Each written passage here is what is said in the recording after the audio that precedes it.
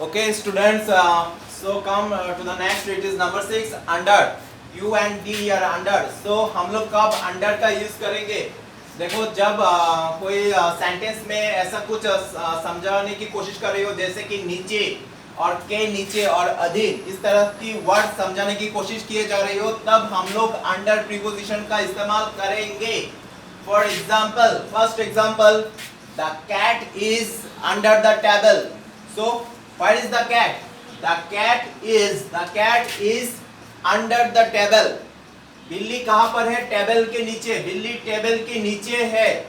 So under का इस्तेमाल हम लोग मैं फिर से रिपीट करते हो, अंडर का इस्तेमाल यूज हम लोग कब यूज करेंगे? जब किसी भी सेंटेंस में नीचे और के नीचे और अधीन इस तरह से वर्ड हम लोग को मिल जाए और समझाने की कोशिश की जा रही है, तब हम लोग अंडर प्रीपोजिशन का इस्तेमाल करेंगे.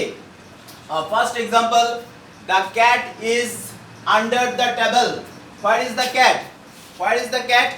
So answer, the cat is under the table. बिल्ली टेबल के नीचे है. Next, he works under me.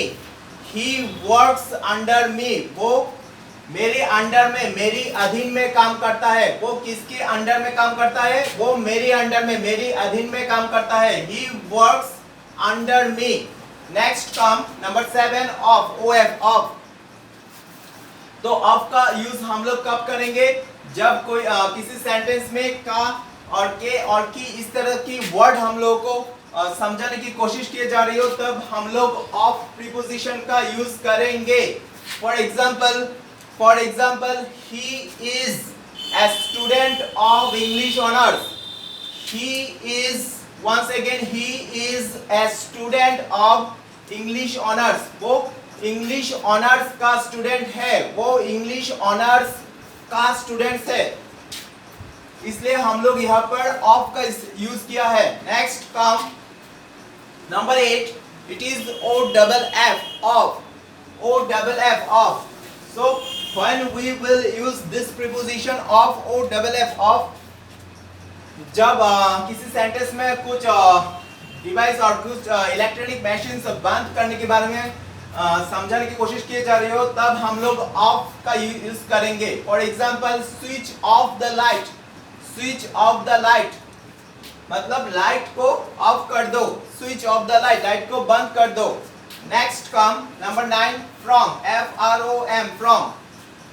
तो हम लोग फ्रॉम प्रीपोजिशन का कब यूज करेंगे? जब कोई सेंटेंस में से इस तरह की वर्ड हम लोग को समझाने की कोशिश की जा रही हो, तब हम लोग फ्रॉम प्रीपोजिशन का यूज करेंगे. For example, he has come from Delhi. He has come from Delhi.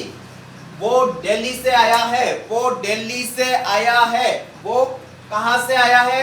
वो दिल्ली से आया है. तो इस सेंटेंस में हम लोग से से वर्ड मिल रही है, इसलिए हम लोग यहाँ पर फ्रॉम प्रीपोजिशन का यूज किया है. He has come from Delhi.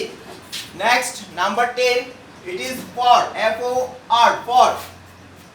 So students, when we will use this preposition for, जब कोई सेंटेंस में के लिए इस तरह की वर्ड हम लोग को समझने की कोशिश किए जाएगा, तब हम लोग फॉर प्रीपोजिशन का यूज करेंगे. For example, this is for him. This is for him. ए उसके लिए है. This is for him. ए उसके लिए है.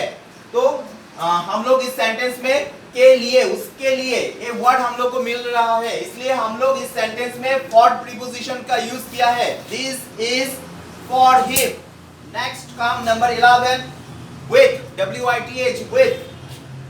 तो स्टूडेंट्स, हम लोग कब विथ प्रीपोजिशन का यूज करेंगे? यहाँ पर देखो, जब हम लोग कोई सेंटेंस में साथ और के साथ और साथ में इस तरह की वर्ड हम लोग को मिलेगा, तब हम लोग विथ WITH विथ प्रीपोजिशन का यूज करेंगे.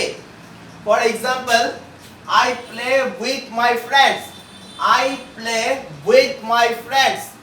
I play with my friends. मैं मेरी दोस्त लोगों के साथ खेल रहा हूँ. मैं मेरी दोस्त लोगों के साथ खेल रहा हूँ. तो इस सेंटेंस में हम लोग को के साथ इस वर्ड मिल रहा है, इसलिए हम लोग यहाँ पर विथ प्रीपोजिशन का यूज करेंगे। Once again, I play with my friends. I play with my friends. मैं मेरी दोस्त लोगों के साथ खेल रहा हूँ।